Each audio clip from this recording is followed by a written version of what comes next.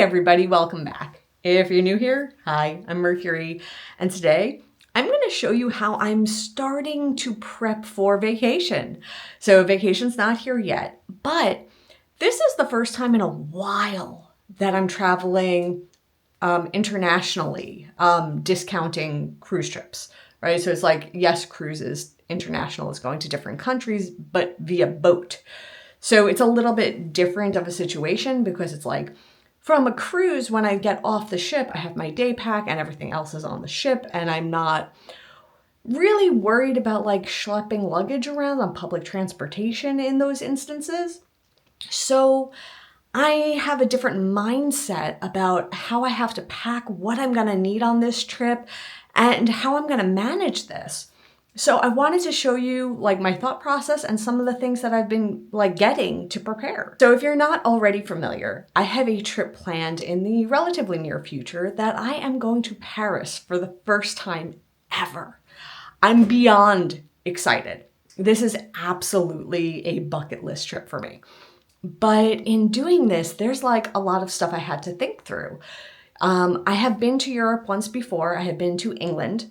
I have not gone to any other places in Europe. And, you know, I had these YOLO moments a lot last year of you only live once, after I had some loss. And I was just like, I already try to live life to the fullest. But instead of saying that there are things in life I want to do, I am now saying I'm finding ways to make things happen for myself so that I can do those things. And taking them off the quote unquote bucket list and putting them on the actionable list, the to-do list, the I'm making my dreams come true list, right? And that's what this trip is. So let's go and take a look at some of the things that I've been getting to prepare for this trip. So I came over to the couch because it's easier for me to show you everything while I'm sitting down, so I'm not fumbling around. So it's easier over here. So first things first, I have not actually traveled yet, so this is not actually a review of these products because I haven't tested them yet. Some of them I can't even test until I get there. So it's a little bit nerve-wracking of like, I hope these work, but worst case scenario, if they don't, I can replace them while I'm there and then I'll return what I have when I get back. That's the worst case scenario. So first thing, cell phones. My cell phone will not work when I'm in Europe.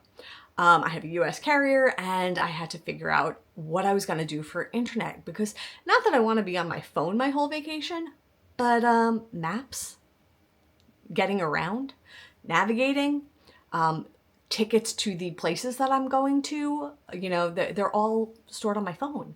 So I did some research and I tried to figure out what the best option for me was going to be. Some of the different things I learned about was eSIM cards, but my phone was not compatible, so I can't do an eSIM.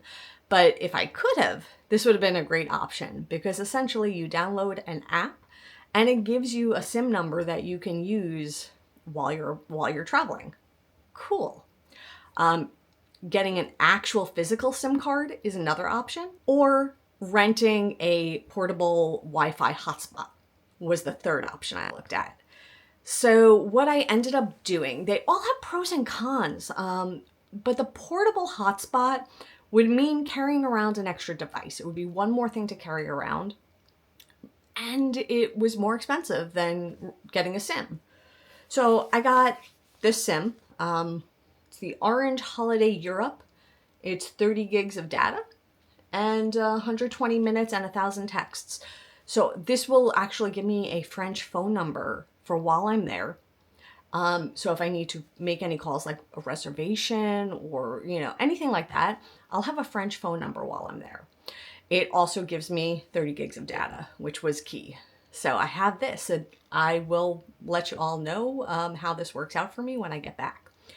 But the thing with this is, you have to make sure you don't lose your original SIM card. You have to make sure that you're swapping these in and out. The other thing, I made sure to read the reviews and the instructions on this ahead of time because most of the low reviews on it sounded like they were issues where things weren't expected, like the details in the instructions. So one of the things in the instructions is you have to provide them with identification. And then people were like making comments about like not knowing they had to upload their passport or their ID or whatnot. So I know ahead of time going into it, that's a thing. So I'm prepared to do that. The other thing is once these connect to the internet or you make your first call or text with them, they activate. And depending on the one you get, it's either 14 days or 30 days, depending on the card. So I am waiting before I put this in my phone because I don't want this to run out before my trip is over or even before it starts for that matter. So it activates by putting it into the phone and using it. Even though the instructions on it say it can't connect outside of Europe, I don't want to take any chances.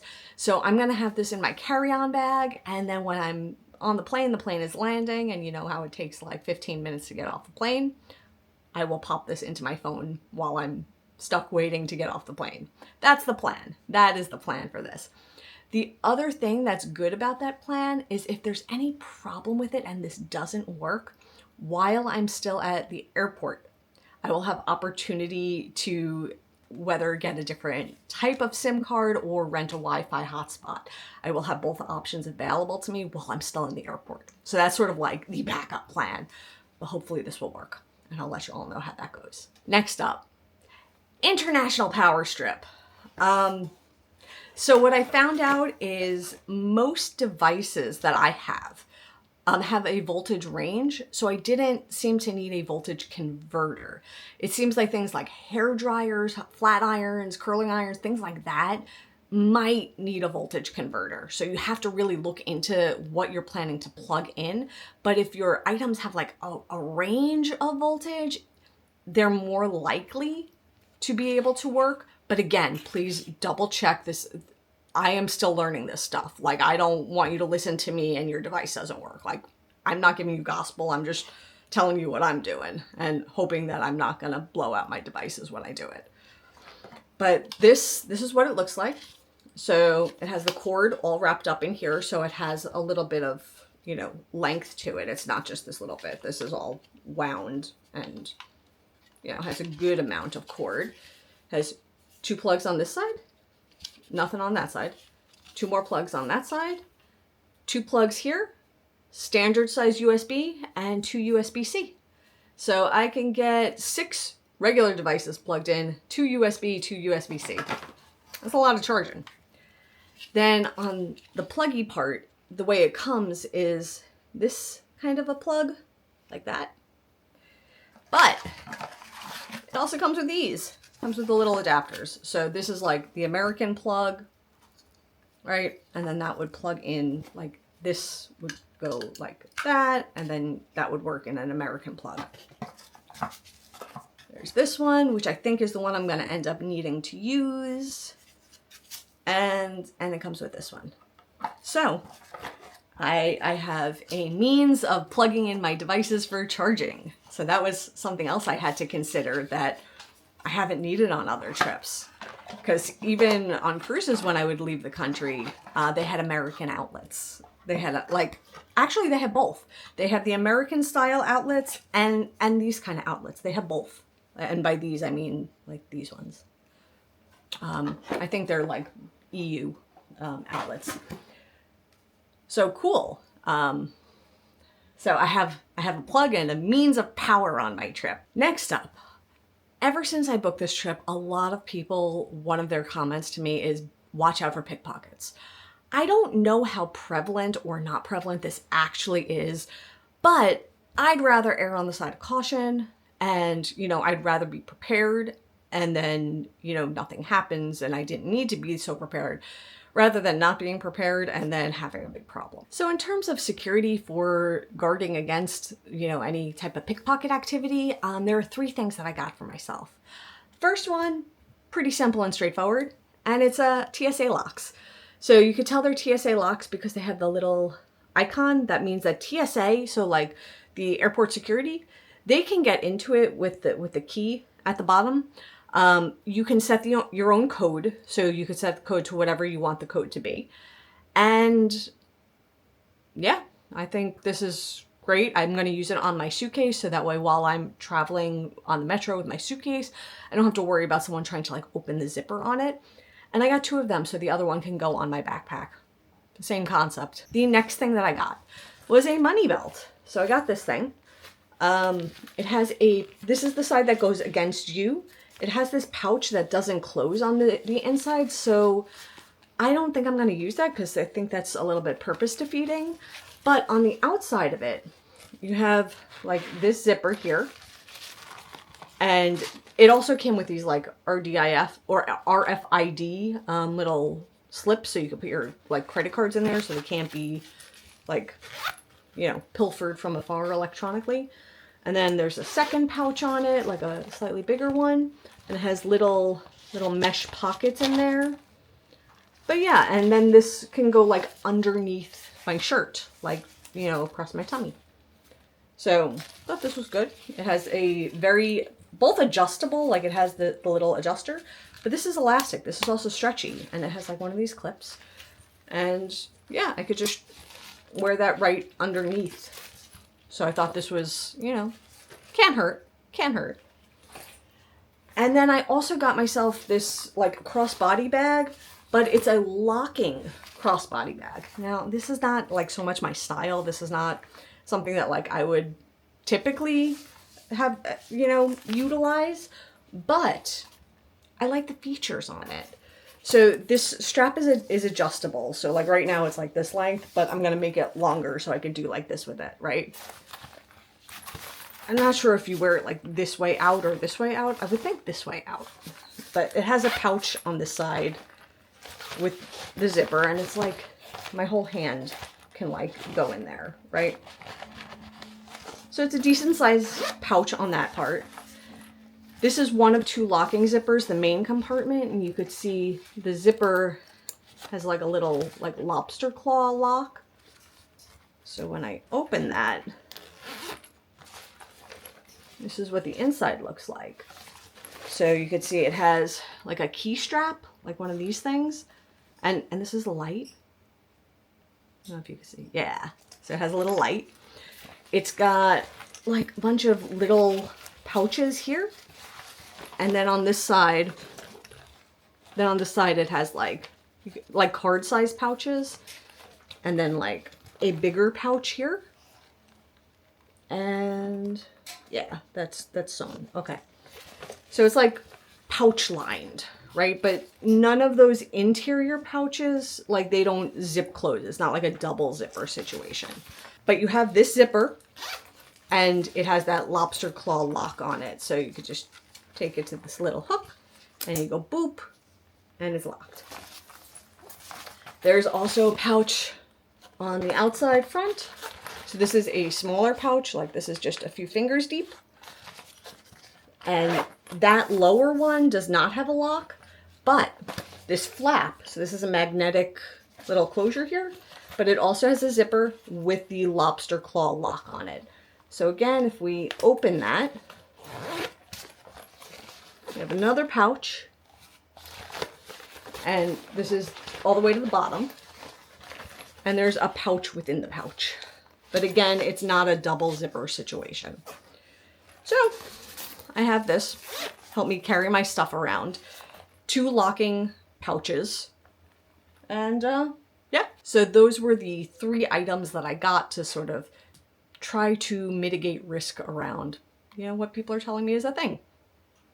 Now, when it comes to packing my actual suitcase and carry-on, I was like really unsure what I was gonna do.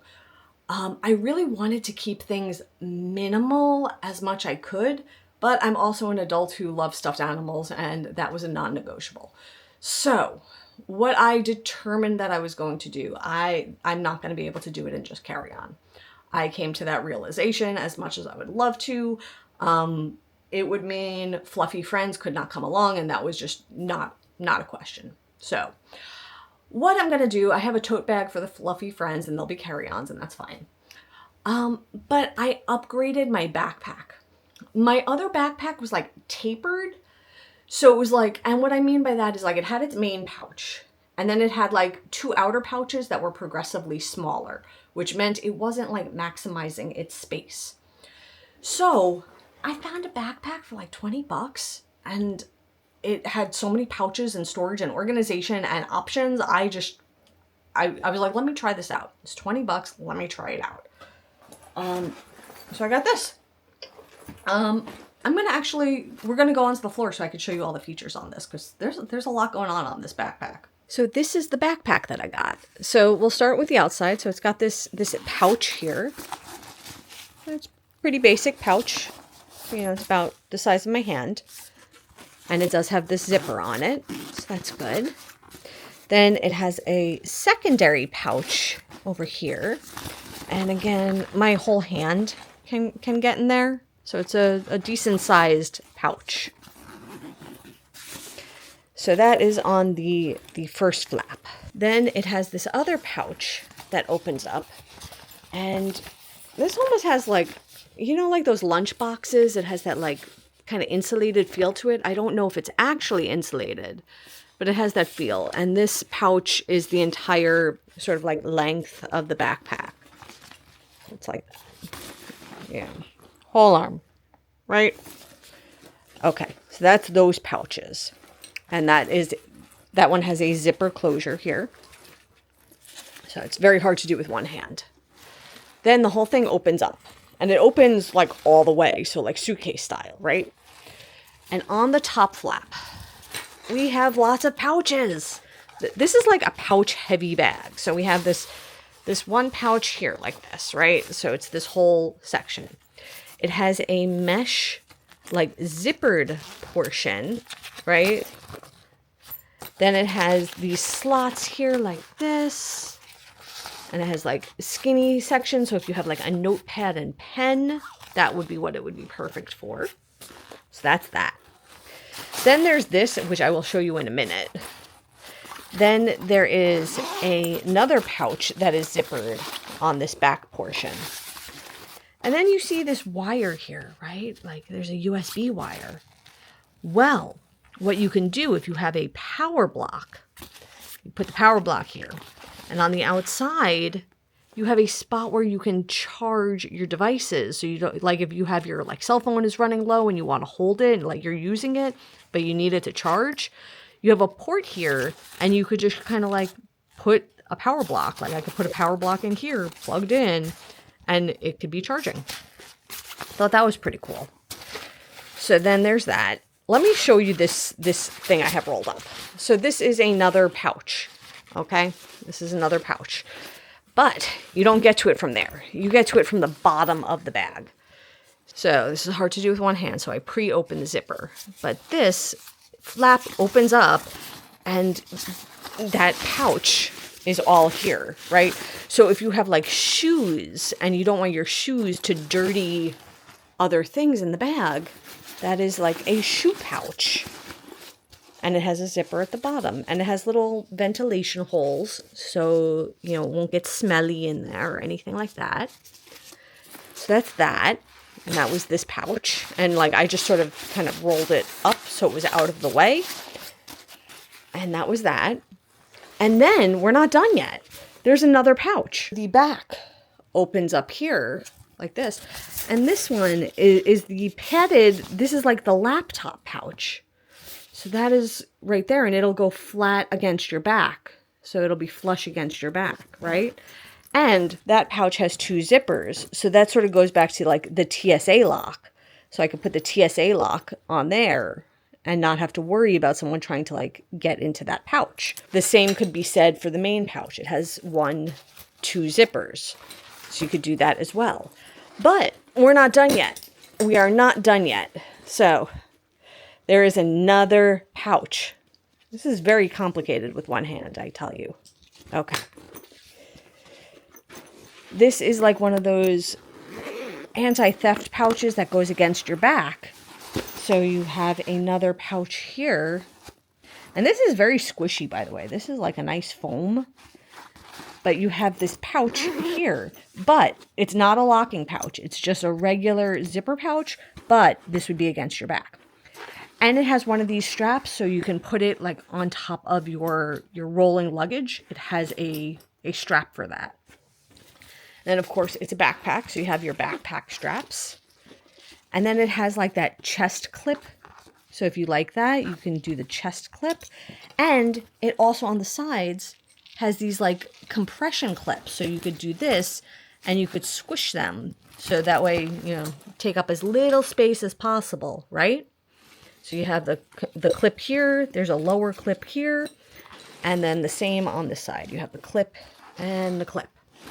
So that backpack, pretty cool, right? So many pouches and pockets and zippers, and it's so cool. It's so functional. And it has that like power port on the side. I just thought this would be like a great addition for my travels. I felt like it would keep everything organized, could keep everything compressed. And speaking of compressed, let me show you the last thing I picked up in preparation for this trip, because again, I was trying to keep things light and maneuverable because like I'm going to be going from the airport to my hotel via the metro, which means generally speaking, a lot of times metros, subways, undergrounds, like it's always questionable if there's an escalator or elevator to assist, which means I might have to carry my luggage up steps. So that means I want to keep things light. I want to keep things maneuverable. So I wanted to keep everything as small as I possibly could. So in that thought process, and this was also before I decided if I was going to do checked bags or carry-ons, if I could find a way to get it to fit. But ultimately I decided check bag. But I did get these and I want to show you. So if you've seen my travel videos in the past, you've seen me pack with packing cubes. Now, the packing cubes have been doing okay by me, and they've been keeping me very organized, and they have, in fact, been saving me a bit of space. But then I learned that there's like packing cubes 2.0, compression packing cubes. So basically, the concept is the same as the packing cube, but they have a secondary zipper to squish everything. So this is what it looks like. I got a set of them. It came with a whole bunch. But let me show you the premise.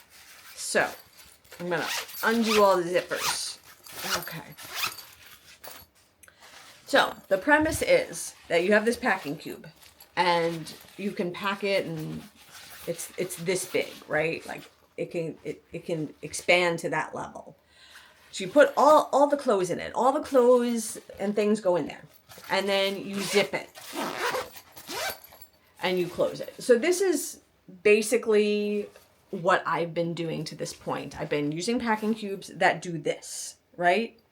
This packing cube has a secondary zipper. So you can see this is the zippers I just closed, but there's this zipper over here. And if we use this zipper,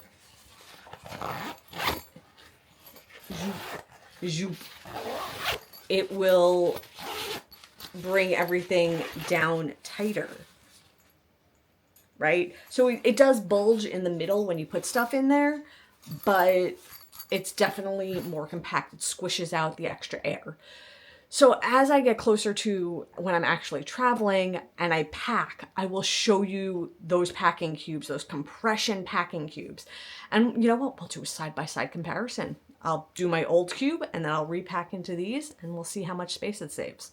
So I'll show those to you also. So I am well on my way. I'm getting really excited. I'm getting closer and closer to travel day, and I think I'm well prepared. I think I have a lot of these sort of like essentials for international travel that I didn't need to necessarily think so much about on previous trips, but I thought about them and I'm all set. So I guess with that, I am done for the day. I'll see you all real soon. And until then, stay inspired by everyone. Take care.